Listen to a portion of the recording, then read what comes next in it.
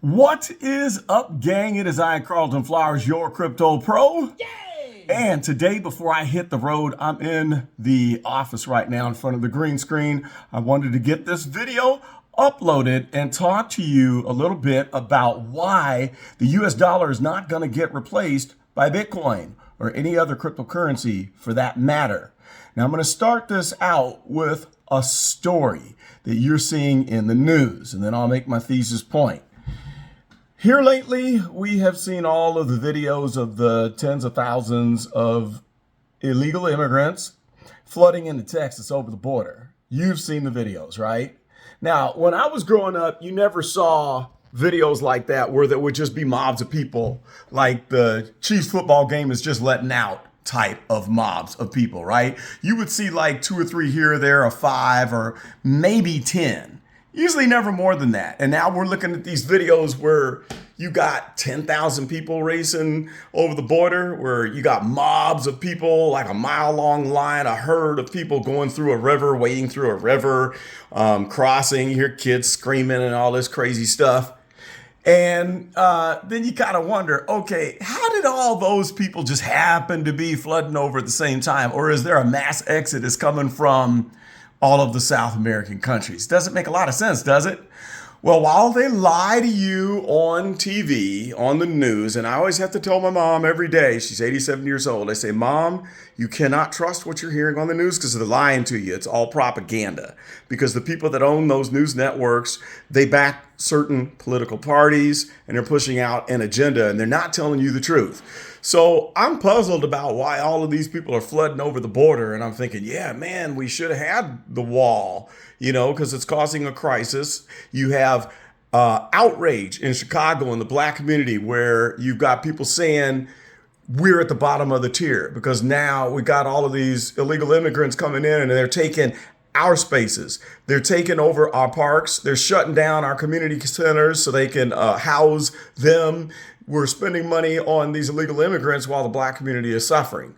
So you're seeing outcry in Chicago, outcry in New York City, where even the city officials are saying this is ridiculous, we're overwhelmed.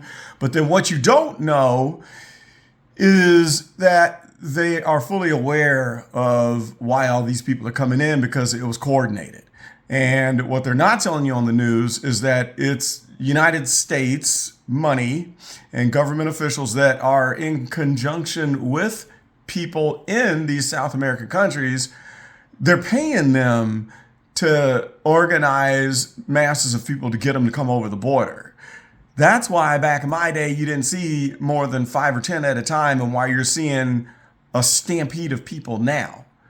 It's not coincidence. It's because we have officials in those countries that are being paid by the U.S. to go out and tell all of the folks that want to get over the border, come on, we're going to guide you through this. We're going to help all you people get over the border. You will be able to get over safely. Nobody's going to say anything. Nobody's going to shoot at you. You'll be able to safely cross. That's why you can see a video of thousands of people coming over the border. Because okay, if these news reporters can see them, why isn't the military stopping it? Or where are the Border Patrol agents? If we can see them on news reports, it's not that big of a secret, right? Makes no sense. Well, the reason why this doesn't make any sense is because we're paying them to do it.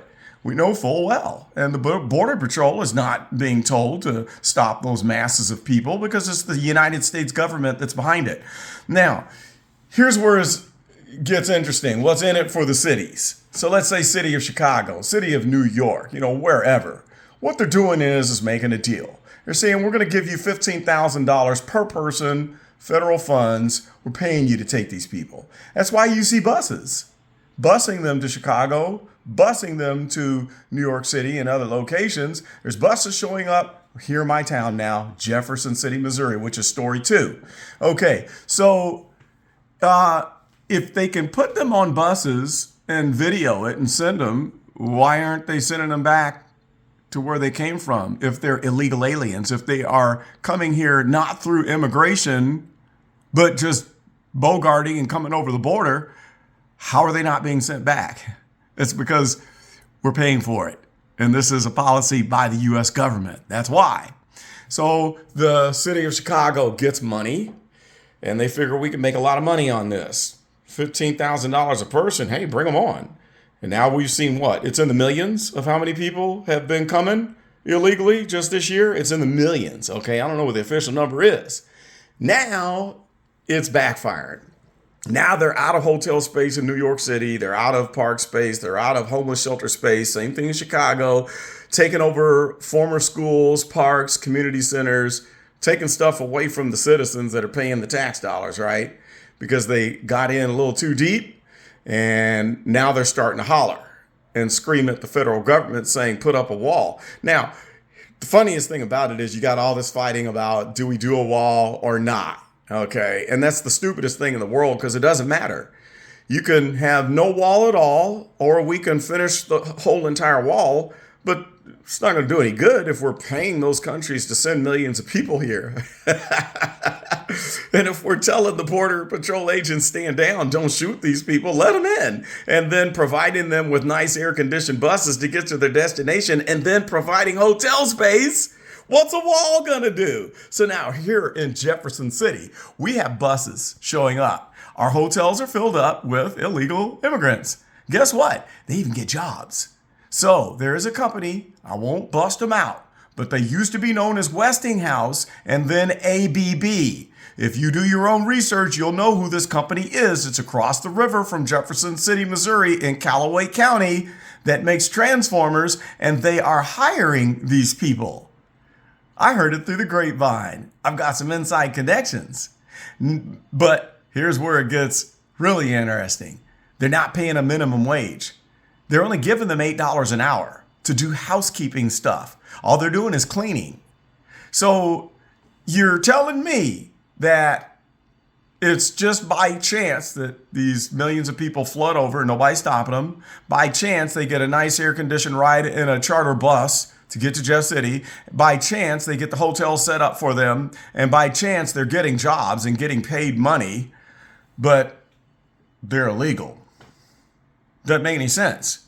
Now, here's where it's relating to cryptocurrency and the thesis statement that the US dollar is not going to be replaced by Bitcoin or any other cryptocurrency. The US government and local governments are corrupt. They do what they want. They get to print money. The Federal Reserve Bank is in charge of this nation. BlackRock, the investment firm, the member banks and investment firms that comprise of the Federal Reserve Bank are in control. They pay off the politicians. They get to decide how much money is printed or created out of thin air, where it goes, and who gets to do whatever with it.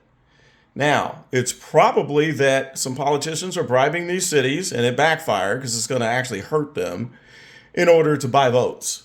Okay, because we even have police in Chicago that are illegal immigrants. You don't have to be a legal immigrant now to be on the Chicago police force. If that ain't crazy, I don't know what is. So here's the point. They claim that Bitcoin will stop the tyranny of governments and put the power in the hands of the people. That's hogwash. It'll never happen. Because the Federal Reserve Bank and the U.S. government, which is like a corporation, they get to print an unlimited supply of dollars to do what they want. Do you think that they're going to relinquish that control and set a limited supply currency or monetary system, money, Bitcoin, as the new standard? You are smoking crack if you think that's going to happen. Now, who controls the United States military? Who funds them? What is the denomination, the currency that funds the United States military? Is it Bitcoin or is it the US dollar? Now, without the backing of the US military, do you think these people who are going to be empowered by Bitcoin are all of a sudden going to force the government to accept Bitcoin as the new currency standard?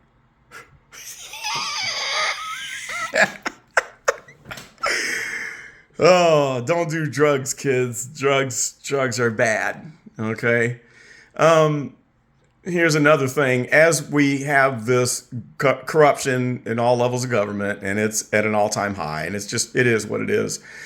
We are debasing the monetary supply for dirty reasons. Okay, you've got this Biden administration that is basically, Yay! oops, that was a, Yay! I didn't mean to do that. You got the Biden administration Yay! who is actually paying to bring warm bodies here that they're probably going to turn into votes so that they can remain in control. Okay, and we're not going to probably be able to stop them. Now, I don't think he's going to get reelected because it's blowing up in his face because of the Democrat mayors who are at the low end of the totem pole. They're now revolting because they're going to lose their elected positions to the people who are revolting because of the amount of space the illegal immigrants are taking up and what they're being given.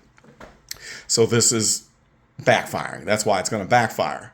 But all the while, our US dollar is going to become diluted even further and lower in value because of the corruption of the government and stupid ideas like paying cities off $15,000 a person to bring in floods, hordes of illegal aliens. Hopefully certain things will get better and improve, and we will always be able to invest in Bitcoin as gold, as an asset, as an appreciable asset, and used as a hedge against inflation. But I don't know if we're going to unseat the Federal Reserve and their, what do you call them, jackbooted thugs that do their bidding, that do the enforcement, which, no, it's not the United States Army, it's the IRS. But we'll save that discussion for another video. But for now, I would love it if you would like, comment, and subscribe to the Crypto Pro channel. And if you would like to help me defray the cost of producing this information, you may do so with the giving of a super thanks. And I thank you well in advance. So with that, this is Carlton Flowers, and I am out.